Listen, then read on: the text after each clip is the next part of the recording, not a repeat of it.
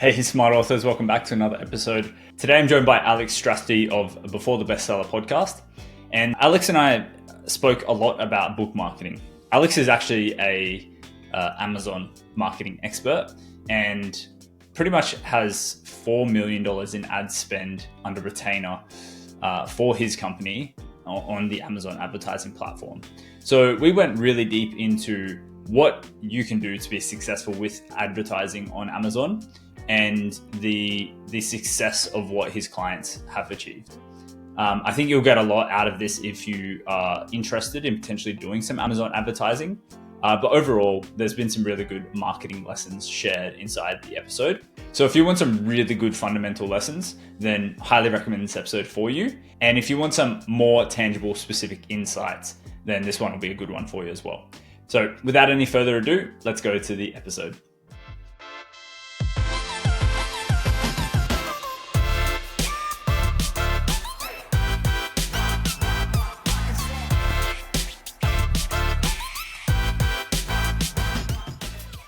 Hey, smart authors, welcome back to another episode.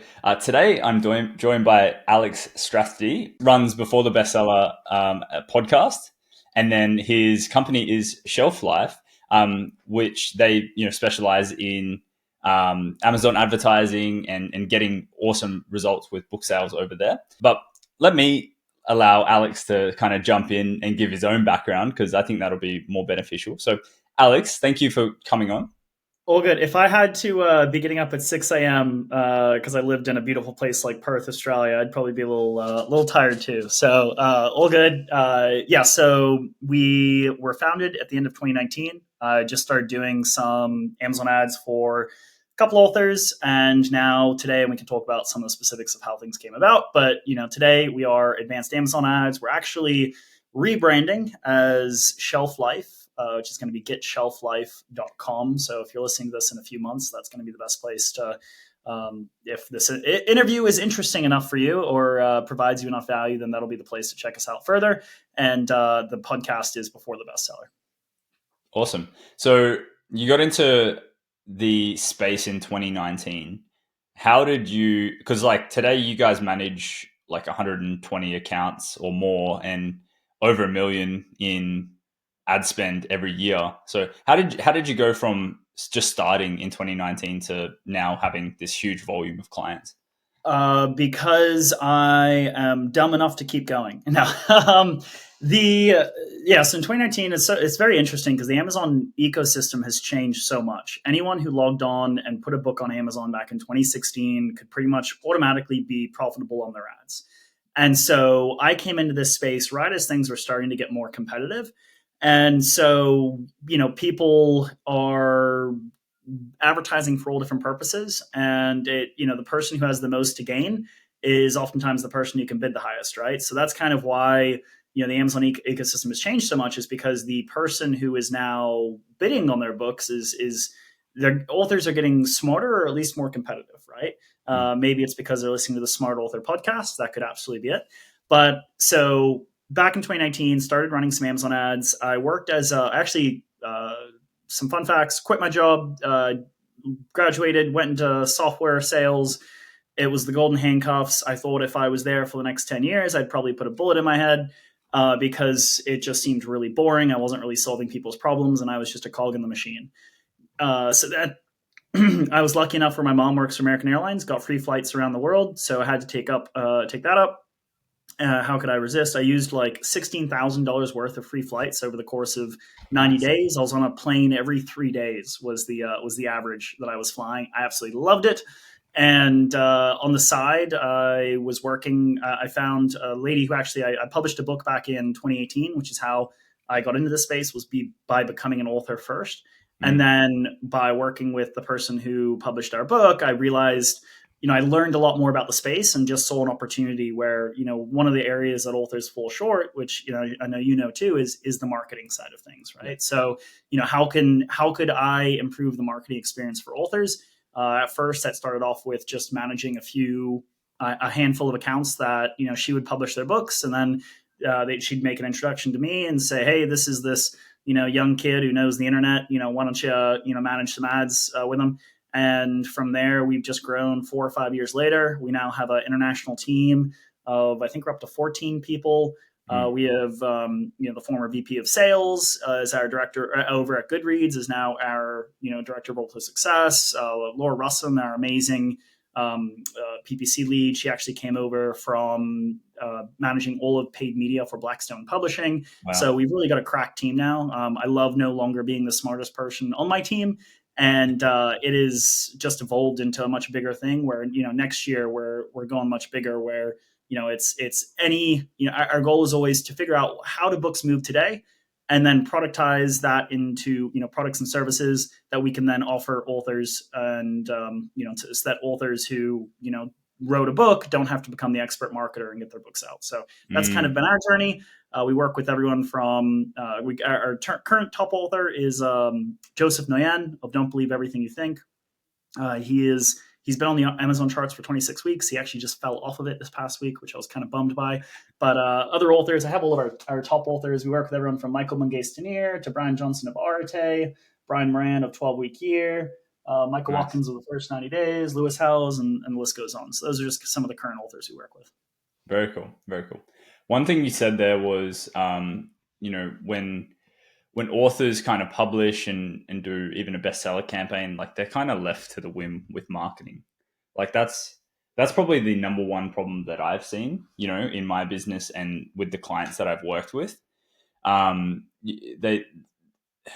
There's often kind of charlatan publisher companies out there, and they'll promise marketing and PR, and that'll get a result. But certainly how Smart Author was born was out of the necessity and need for there to be more solutions around marketing after the fact. So I just love that, you've kind of had that same realization and conclusion, and, it's really a needed service in the marketplace. And you and I are both tackling that issue in different ways, right? You're going deeper, with now creating books that are inherently marketable, inherently, used for that purpose, which is absolutely, great work. And I'm excited to see what you're able to come up with from that. Yeah, thanks, man. It's definitely an interesting and exciting journey. Your side of things, though. So when it comes to Amazon ads, do you generally have any tips? Like, I actually had a lead reach out yesterday, and we had a fantastic call, and we're going to go ahead on services shortly. But he had someone start Amazon ads, and he was kind of freaking out because he was seeing all these, tens of thousands, hundreds of thousands impressions, but no actual clicks or sales. And so is that normal that kind of stuff happens? Yeah, so great question.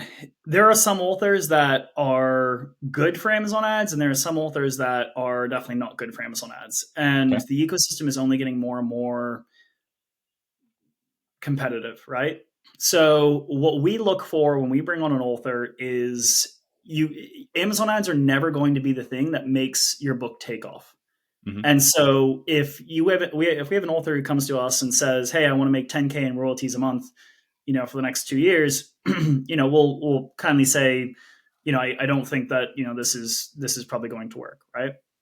And so what we've tried to get better and better at is identifying what are the telling signs that we can look at to see if this is going to be a good fit or not. And some of those signs are, well, first of all, we look at how much they have to gain, right? Because Amazon ads can be very expensive. Your cost per reader, and I'd say about the breakdown I have of our authors is 10% of our authors are really just passion authors. So they're really just rich people with a huge budget, and they know that Amazon ads are one of the best ways you can get your book out there while you sleep, right?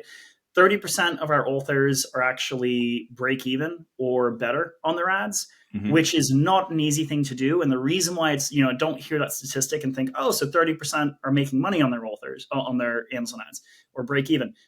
Of the authors we work with, it's 30%. We don't work with most authors. We just can't, right? And so, it is a very small percentage of authors that are break even or better. And then 60% of our authors are using their books for lead generation. And so that's where we're looking at a cost per reader of anywhere from $3 up to, $15, right? We have some authors who are selling software on the back end. We have some authors who are selling coaching packages for $100K a year. We have one author, David Strickle, who's selling like a 20K coaching package, and that's where he gets his return from. Yeah. Now, seeing the impressions come in is great. On Amazon ads, we don't even point out impressions and clicks on, and I guess, if you're looking at, like brand, marketing, sure, whatever, but that's only if you're targeting them in different places. Amazon ads should be a part of a holistic marketing plan. And then, I'll talk a little bit about a caveat here, but it should be a part of your marketing plan. And if it's not a part of your marketing plan, a holistic marketing plan, then you really should just be focused on orders. Impressions and clicks don't mean much because, you know how easy it is to scroll through something. So, you really want to be focusing on orders. I don't tell people it's a brand play on Amazon ads, unless you're hitting them in 7 or 8 different ways besides your Amazon ads. I don't think that's going to do it. And that's where you have some people who, I think Amazon ads it's very easy to excite people with Amazon ads because they've heard some of those, Rich's story, right? Like, where people have made it big. And don't get me wrong, like we have this one author who came to us. His name is Mark Silverman. He has this book called The Rising Leader Handbook. And we took on this book, and, and I think, this goes back to what you got to be super clear on what you're trying to achieve with your Amazon ads in your book. And let me know if I'm just monologuing too long here, Chris, or if this is actually useful. But no, this is good. So, for Mark, with his book, he is actually, and it's very hard to explain, but there are just some books that for whatever reason, Amazon just loves. And so don't get me wrong, you can test and figure out if your book's one of them, but I'm saying it's like 1 in 1,000 books. And so, it does happen where I can't tell really what it is that, I love the author. I think he's a brilliant man, but there's nothing inherently catching about his book. Like even the Rising Leader Handbook, as a title, I'm honestly surprised, but it does well. And so he's actually break even on his ads every single month, and even profiting $200-$300, every other month. And, he's like, well, I did this to get leads. And I'm like, well, you don't realize, and he's not getting leads in the back end. And obviously, he's still paying our fee. So I told him, I was like, look, let's switch it to a different model where you're paying us per lead, because you don't know how infrequent it is that a book does this well on Amazon, where you are actually breaking even or better on ad spend. So most authors who are going, who are looking at their marketing options, know that Amazon ads, my whole point here to sum it up, know that Amazon ads are not a cheap endeavor, and that you really have to know why you're doing it. And then I would also recommend, if you're going to use your book for lead generation, you want to make sure that you have a proven funnel there where you've at least gotten, a sale or two from someone, someone who's received a copy of your book and is now, working with you. Because if your book has never worked before as a lead generation tool, and you're going to start, you can do a couple month test, right? But if you're going to throw, $10,000 into your book marketing and you don't know if it's actually going to bring you leads, you just might want to test the concept a little bit more before you dive into it. Yeah. So what are some ways that people can test that? Should they, test their own Amazon ads, or should it be done organically or with Facebook, or what do you recommend? That's a great and hard question. I truly do believe that we are the most qualified people on this planet, and also because we don't sit around just assuming that we are every day. I mean, every single day amongst my team is an effort to improve what we're doing. And so I truly, genuinely believe that if we're not the top, we've got to be in the top 3 of people who run Amazon ads. On the other side, because we are so good, we're expensive, right? It costs money for us to train and to be able to invest in the learning that we have. We actually currently manage, I think, around $4 million. I think we're just over $4 million a year in ad spend that we're managing, and lifetime we've managed over $10 million. So, there's a lot of learnings that have come from that. And so, we have a free course for a reason. We're always willing to share our free stuff, as so that, hopefully you get to the point where, we can be that managed service for you. So, and that's to say, I know it's difficult because it's like I say we're the best, but most people, we're too expensive for. So what can you do if, you're just getting into the landscape? It is very difficult finding someone to do it. You can find someone who's cheap just to test if maybe you're one of those cases where Amazon loves your book, right? I think you can find, there's people out there who charge, maybe $100, $200 a month. Usually they're based in like India or Pakistan or something. But you can find those out there just to do like a couple months cheap tests. Know that your book is not going to move as many copies as it could be moving, but if you do have a limited budget, that can be a way that you at least test the waters. And then if it's working with someone like that, that's where I then recommend, okay, so clearly Amazon ads do work for my book. Let me get the professionals on this. So, you can test with some cheaper stuff just to see if Amazon's going to, take over, really, really like a book. But, don't expect that you're going to get your best results from someone like that. I would also check out, I know Dave Chesson also just released an updated course. I wouldn't recommend, don't do any paid courses. There is enough free courses out there that have good quality information where, you don't let someone sell you. And oftentimes, I've looked around at the space. We looked around because our team is constantly taking all those courses out there. Most of the paid courses are actually worse than the free courses. Yeah. So like Dave Chesson, Kindlepreneur, he has a great free course on Amazon ads. I know there's some other people who have free courses too, but I'd focus on those free resources because oftentimes a lot of the paid courses is someone who got lucky back in 2015, 2016 when it was all new. And so they think that they're an expert and now they, make their money off of courses, not book sales. So, that's something that that I'd keep a wary eye for as you're starting to go into your Amazon advertising experience. Yeah. And I actually bought an Amazon course probably a year and a half ago, and it was so bad. It was not funny. Like I was just like, this isn't even like even the level that I know. It's like, it's worse than the level that I know. And that was like a year and a half ago. And I couldn't even initiate a refund because they literally just wouldn't respond to support emails. Wow. So it's just like straight up just got scammed on I'm curious who that... It was only $50 or $100 or whatever, but I was just like, this is a joke, really. Yeah. I mean, Dave Chesson, he had an older free course, but, he was getting a lot of slack for that not being the most updated. And, I'll admit, I would actually go to his free course before you go to our free course. Our free course probably needs an update as well, but it is free. I mean, it's a free course. Dave Chesson, I think, has the best free course out there. And he also has a platform of, where other people sell their courses. I think there might be a couple free courses up there, but I'd start with the Kindlepreneur one for sure. Okay, cool. Make sure that's linked. And what's your, where can people get your free course? Yeah, so our free course is if you go to our website, we're actually in the middle of a website overhaul along with our branding. If you go to our website and you're on it, I think for like at least 10 seconds, there'll be a drop down. But I'll share the specific link for you, Chris, so you can share it out in this podcast. Yeah. But there's even people who, the best way right now, if someone, just wants to go to our website, which right now is advancedamazonads.com. If you're listening to this after January 2025, then it's going to be getshelflife.com. And the drop, there should be a page by then. Maybe actually, we'll just make it getshelflife.com/course. How about that? Actually, yeah. So we'll create that now. Right now, if you just go to advancedamazonads.com and you wait like 10 seconds, there'll be a drop down that invites you to join our newsletter. And then once you join our newsletter, you get the free course gets sent to you. But nice. Yeah, we're revamping everything. So it's based on those instructions is at the time that you're listening to this is where you can get it. Oh man, no, I get it though, because it's like you're too busy like serving clients and getting better at that. So it's like the stuff, I think your business takes a back seat to your clients' businesses, like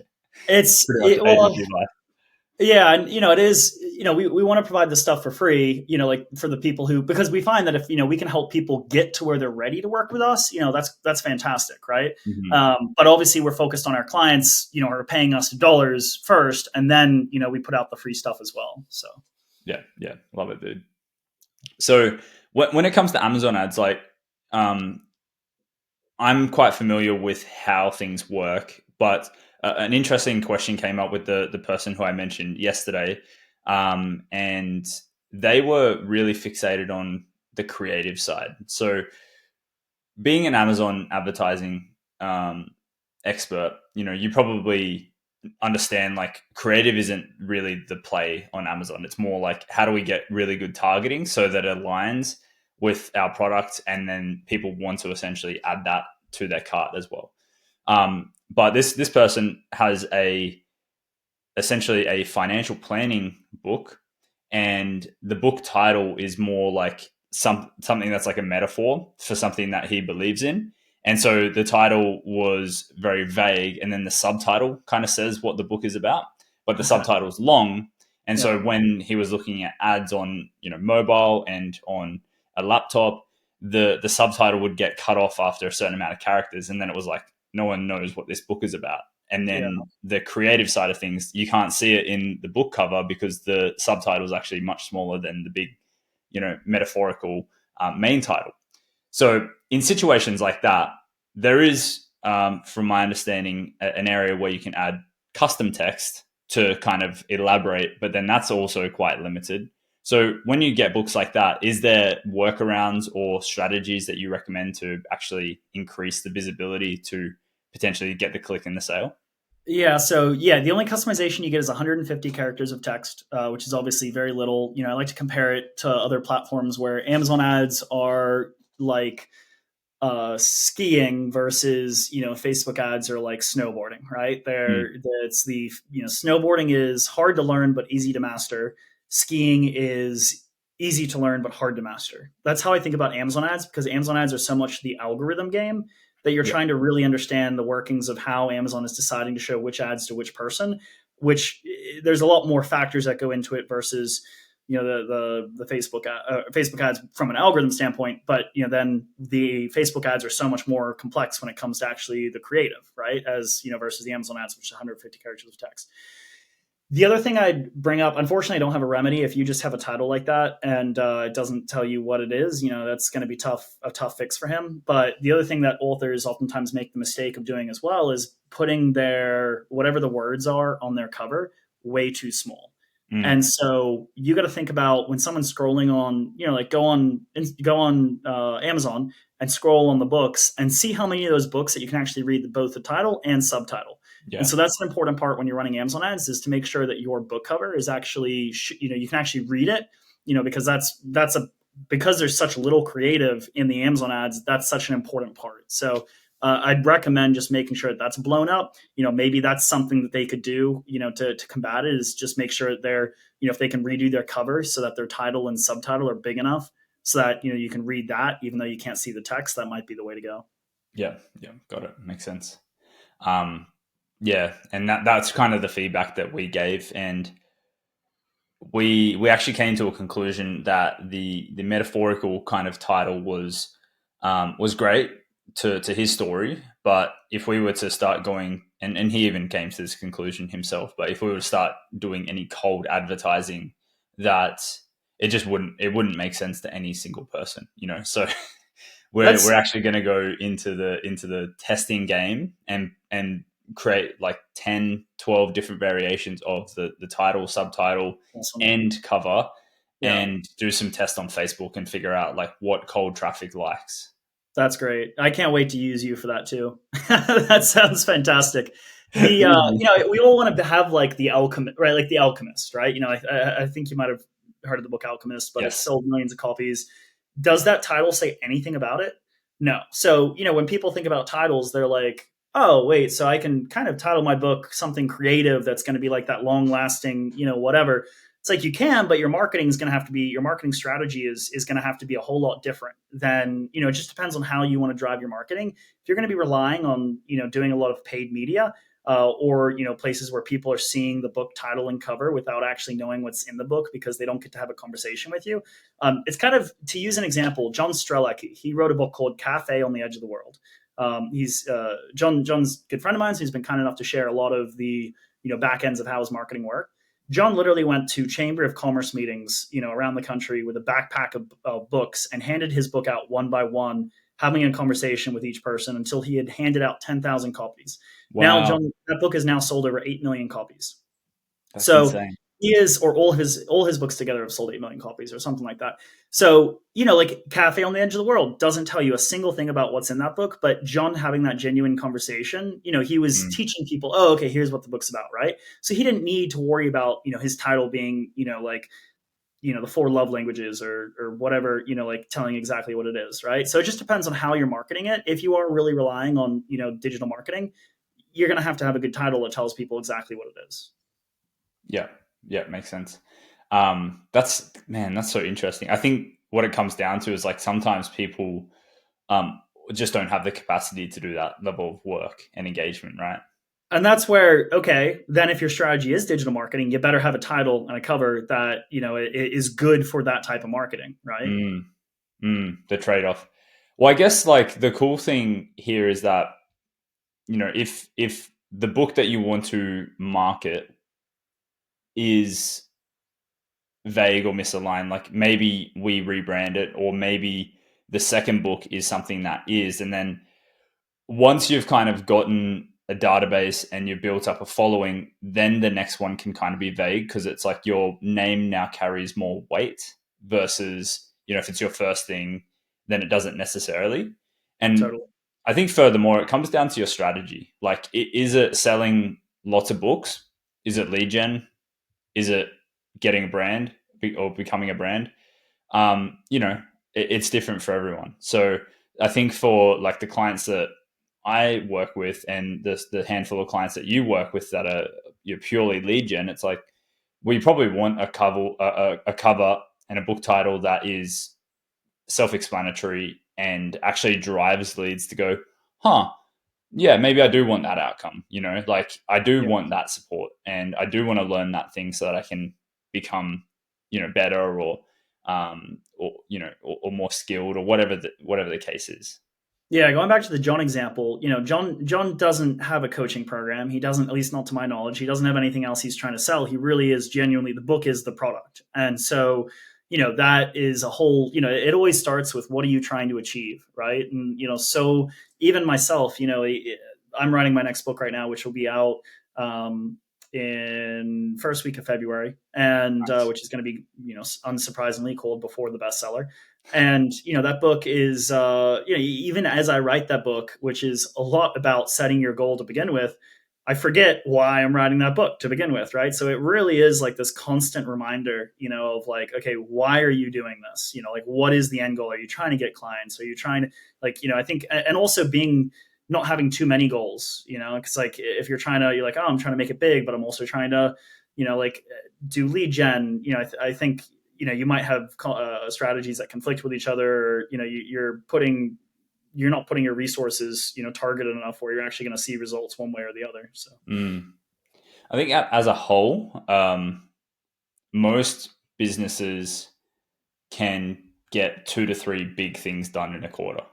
And it's like if you're like doing a dozen things, and if you're trying to do all these different marketing things, and then you're trying to do it yourself versus like having someone like Alex or me in your corner, then yeah, it's going to be very complex, especially if it's like new skills that you're not confident at. well, speaking of another real Aussie, because I know I'm just a fake Aussie, Chris. So, Alan Dibb, he is one of my favorite quotes out there. He's author of over 1 million copies sold book, One Page Marketing Plan. I think you're connected with him too. He says, random acts of marketing don't work, right? Mm, And it's kind of like you have a lot of these business owners that will start something and then never finish it, or they won't have a plan to do it long enough for it to actually get results. Like I tell anyone who's going to start a podcast, like commit to it for 2 years, and don't expect anyone to listen for 2 years. Like, and if that's not good enough, like if that's not going to work for you, don't even start it, because that's how long it's really going to take in order to do that consistently. And yeah. so many people, when they come up with their, like, and this is honestly a huge part of what this new book is going to address, is that when you are launching a book, you come up with your immediate, book launch plans. And oftentimes it's spending your marketing dollars on things that aren't, like an Amazon bestseller, campaign, which doesn't actually do anything from your book. If anyone's offering you a package to become an Amazon bestseller for a few $1,000s, run. Like we have authors that, will message us and just be like, hey, I want to be number one in this category. I'm like, okay, you need 25 people to buy it in one day, and you will be, we literally just did this with one of our authors, Catherine Duncan, of Everyday Awakening. She was like, well, I had this person who approached me for like a few $1,000s. I could do this Amazon bestseller campaign. And I'm like, Catherine, do you have 25 friends who can buy your book in a day? She's like, yeah. I'm like, great. Just get them to buy your book in a day. We'll make sure you're in the right category. And that was like pro bono. Like you just don't, that's not value. There's no value marketing there. But point being is that, when you're thinking about your systems, like one of my favorite things is, I think I was telling you a little about this last time, is it is so hard to host a weekly podcast. Like the amount of Mm, content you can come up with, to constantly have guests to interview. One of the things we do is on our podcast is we interview each author about two different things. We interview them first episode we interview them about what their book is about, and the second interview, we interview them about how to market, how they marketed their book, right? Yeah. And so we're getting 2 interviews out of each interview that we're doing, so that instead of needing to record 50 interviews each year, we're only recording 25. And so, it's a lot of these systems that people don't realize, like, you'll compare yourself and then people get down on themselves about it. They're like, oh, I guess I'm not good enough. I guess it's my book. It's like, no, you don't realize that Alex Hormozi has a team of like 10 marketing people behind him that have pushed $100 million offers, that have pushed $100 million leads, or like these people have the resources and a team and systems and virtual assistants. Like, they're not doing it alone. And so I think a lot of authors think that they can do it alone when that's not how the game is being played. The game is being played by people with team members. And so making sure you have team members, they're going to make sure content's, being consistently put out there, and it's just developing a system. Richard Branson's one of my favorite, entrepreneurs. And he has, one of his quotes I heard him say on a podcast once was, the second you learn how to do something, you need to learn how not to do it. And so, that's the only way to scale. So absolutely, like, anyone who's releasing a book needs to realize that you need, and there's there's definitely cheaper, if you can hire a virtual assistant and create the system yourself, or even have them learn it with a little bit of specialty, then don't get me wrong, that's going to be your cheapest option. Like, hiring an agency like us, obviously we have to take a profit margin, right? So we're going to be more expensive. Obviously we have a lot more experience, and the fact that we work with a bunch of different, clients means that we have an understanding of how different games are played based on the niche. But you can build this even at, if you're an author listening to this with zero budget, you can pay someone in the Philippines, and I like to even pay like $10 an hour, because I think for $10 an hour you just get an outstanding virtual assistant. But I mean, the average salary in the Philippines is $4 per hour. So even paying, that's a huge salary for them. And you can get someone who speaks really good English, writes really good English, and is really, really brilliant. Oftentimes harder working than you can find for someone in the U.S. for like a salary. So I'm all about hiring virtual assistants to if you as a starting author, that's where you should be putting your budget. Yeah, and going back to what you said, Alex Hormozi, I think he spends 30 to 50 grand a month on his media team. Does he? Yeah, that doesn't surprise me. And that's just like for his own brand, not even for like, I mean, obviously he doesn't advertise acquisition, but like, I think it's probably school in Alex Hormozi. Like, that's his media team. And then I'm sure Layla's got a budget for her media team, and so I think that the big lesson here is like, I call this comparisonitis. So it's like, don't fall into the disease of comparisonitis, because the minute that you start comparing yourself to people more successful than you, you're just setting yourself up to be upset, disappointed, and ultimately, I think that stuff actually tarnishes growth. Like, it doesn't give you the creative freedom to go, cool, how can I think outside the box? You're just focused on other people. And I think there's a time and place to get inspired by other people, but don't compare yourself to them. It's not going to get you far at all. Yeah, to tag onto that, because I think a lot of, you're like, you see a piece of content that Alex Hormozi puts out, and you're like, oh my God, I could never put out a piece of content that's like that, that production quality, high production quality, right? And, people don't realize that, like, you don't need, like, he has that production quality because he can pay for it. You don't need that production quality to, in fact, if you go look at his old stuff, it's a lot more like, people make it initially just with like raw stuff. So, don't let that set you back where you're like, well, I can't put out something that high quality. It's like, you don't need to. I mean, I have this plugin on or Chrome extension. I wish I remember what it was called, but where it literally blocks any feeds on any platform. So like, and it replaces it with an inspiring quote instead. Newsfeed eradicator. It's called. That's it. Yeah, that's what I'm using. Yeah, it is that. And so like, I go on Facebook, I go on LinkedIn. Like, I'm posting on LinkedIn now like 2, 3. Okay, let's be honest, 1 or 2 times a day, and I go on there, and it stops you from going down rabbit holes, but that's a whole productivity tip. Yeah, Newsfeed eradicator is fantastic. Yeah. And actually, what you'll find now with Hormozi is that he did a lot of that like flash media, YouTubes and things like that. He's actually reverted down to more simple stuff again. That doesn't surprise me. Yeah. And even he's doing some audio-only podcasts now for the first time in years. Like, he pretty much repurposed for several years.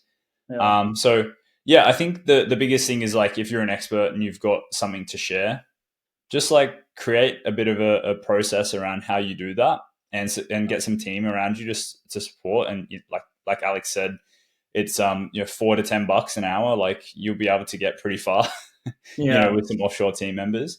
And yeah, like you owe it to the people out there to kind of share your message and get your value out in the world. Yeah, I mean, and this is coming from someone who genuinely has put in the work. I put out my book Experience Over Degrees back in 2018, and we paid a consultant to come in and get us on the Amazon bestsellers list. And we paid our $4,000, and we thought we had made it. We were like, oh, great, we're going to retire now. Like, this is really this easy? Phenomenal, fantastic. And a day later, and it was all free. It was on the free Amazon bestsellers list too. It wasn't even on the Oh paid no. bestsellers list. And Oh, and then like a couple days later, we were just like scratching our heads, like there was no more sales. And we're like, wait a second, like if we sold that many copies, like don't you think we should like maybe have some more sales? And one, the niche of that we were going after was broke college kids like us. So like it was flawed from the start. But we had to go do grassroots marketing. Where then I sat in coffee shops for about like 4 months straight. And, I could totally just go chat GPT the heck out of this and web scrape and all that. But I just sat in coffee shops weekend after weekend, pulling email addresses off of career service sites for over 2,000 universities across the country. And then emailing them saying, hey, can we, we'd love to, basically trying to do like corporate bulk buy. And most of the universities, from the slowest moving, at least in the US, I don't know about Australia, hopefully they're a little bit better, but, here they're some of the slowest, most red taped, organizations. Anyway, we got 11 universities to say, yeah, we'll send your ebook out to our students, but like, we're not going to pay for it. And so then we turned around and we sold ad spots. We had a distribution of 40,000 students. 11 universities said they'd send out the book. So then we turned around and sold advertising to companies who wanted to hire those students in the book, and sold like $1,000 a page in the book. So to these companies, and that was how we ended up making the book profitable. It's not off of book sales, but by getting the distribution and then selling ads in the book because we had that distribution. So I love grassroots marketing, but I know it's tough. I mean, I spent probably over at least a few hundred hours on that initiative. So yeah. Okay. Well, how much money did you guys make from that? like $6,000. I mean, it wasn't anything huge, but I mean, it was a couple. It was back when we both had full-time jobs. Yeah. We were still just testing things on the side. We were both very entrepreneurial. Like, okay, what can we make work? And we even had it so that the links in the book so the ads, since it was an ebook, we could link ebook pages directly to job applications. And we had like, Kohl's is I know it's different than Australia Kohl's, but Kohl's over here is a department store. We had like Kohl's, Elephant Insurance, Belk, which is another like department store. A bunch of them buy $1,000 pages in our book. I think like we had like 6 or 7 buy pages, and then offsetting our costs, we ended up like profiting like 4 or 5K. And unfortunately, like we're sitting there tracking like how many people had clicked on these ads afterwards. And just no students were actually clicking on the ads. And so we were like, okay, well, we're not going to keep doing this because there really didn't seem like there was much value in it for the people who were buying the ads. But, it was definitely a good lesson in just like grassroots marketing and, literally calling like 21-year-old talking. I mean, literally I had a call with like the head of career services at like Yale. And he's like, who are you? Like, what's going on? It's just like dialing, cold calling. And I remember this one call I had, but this is when you're getting started. You are doing this painful stuff. I called up some college of engineering, and this lady just tore me a new one. She's like, you're wasting my time, right now. Like, and all I wanted to do was get a book to her students. So, you just gotta be ready for those experiences early on, but it's good. They make you tougher. So. Yeah. Well, at least you paid for your Amazon bestseller campaign. Yeah, yeah. So we got that money back, but yeah, it was still like if I go back, and it was actually that's the lady who I went to work for after, and it was really working for her. Like she was just publishing people's books and then doing the Amazon campaign, whatever. And again, like I learned a lot about the space from her, so I'm thankful for that. But I did, she was one of those just bestseller shops, and so I got out of there as quick as I could. I think sometimes people want something, and you like the people like that. They just sell them what they want, But there's something to be said. Like I know, on the higher end, like that's the cheap end, but there's a huge market for like New York Times, Wall Street Journal. Like the Wall Street Journal can be bought. The price is $100,000. I know the guy that does sells it.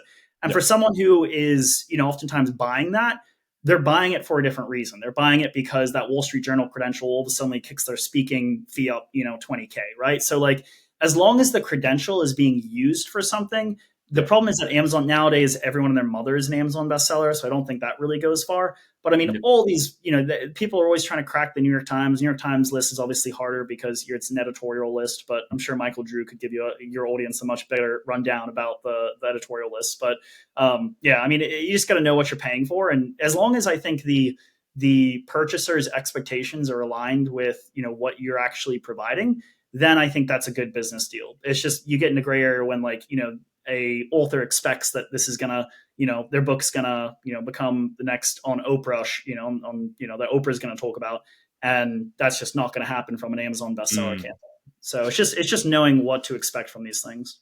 Yeah, I agree. And one thing that probably irks me more than even just people having sold their books and being sold on bestseller for Amazon as a really good viable avenue is the collaboration books, and then people getting sold to contribute to the collaboration books, and then the bestseller status on those collaboration books, and that all being a successful recipe for them to have business growth.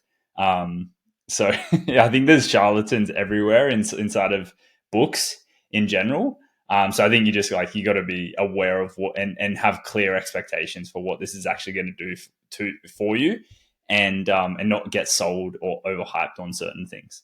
And this is, my biggest fear is that we ever become that. And so that's why we do 100% guarantee on, anyone who signs on to do our Amazon ads. Is if you aren't, it's just literally satisfaction guarantee. If you're not satisfied with our work by the 4th month, we will completely refund you. We won't make anything. In fact, we'll lose money, on that engagement because we refund it, right? Like we will 100% refund you if you're not happy. So, we try to very much stay clear to that.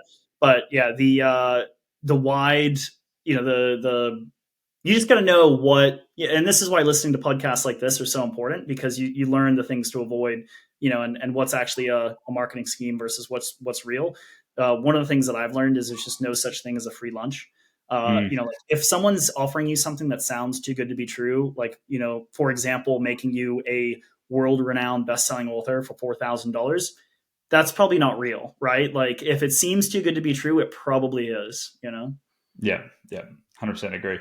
Well, Alex, this has been a pleasure. Do you have any last pieces of advice for the audience in regards to book marketing, Amazon ads, anything like that? Keep listening to this podcast. I sure am. I'm very excited by the stuff Chris puts out. I think that this space is ripe for disruption. I think there's the big publishing companies might not be the same big publishing companies, 4 or 5 years down the road, 10 years down the road. So it's changing a lot. So, like this podcast, obviously shout out my podcast. There's some really great podcasts out there, like Self-Publishing School podcast. Like that's how I've learned a lot of my stuff. There's Author Media not Author Media. There's Novel Marketing by Thomas Umstead Jr. Just like spend some time listening into those podcasts, and that's going to put you, in the top 1% of all people who are releasing books. So yeah, love it. Well, it's been a pleasure, Alex. Thanks for coming on. Yeah, Chris, I'll do this again and again. Yeah, you tell me when, and I'm excited. For those of you, we've had Chris on our podcast. For those of you that want to go listen to us talk about lead gen stuff, take a listen there. And like I said, if you're listening to this post January 2025, check us out at getshelflife.com. Awesome. And I'll make sure everything is linked below so you don't have to go find stuff. It'll all be in the description for everyone. Awesome. Well, thank you so much for having me, Chris. Damn, what an awesome episode. If you've got a book that you're advertising or not yet advertising, and you want some book marketing advice directly from me, I'd love to set up a book marketing review with you. It's basically a 30-minute consulting session that you can get for free, worth $1,000, where we can basically dive right into everything that you're currently doing or not doing, and everything that you could do to sell as many books as possible according to your goals. So if you want to sell 100 books a month, 1,000 books a month, or anything in between, we can really help you outline a strategy to help you get there. To book your session with me, just click the link in the description below, smartauthormedia.com/chat. and you'll be able to book a time that suits you to go through everything with me so that we can help you sell some more books starting today. Look forward to speaking to you on the call.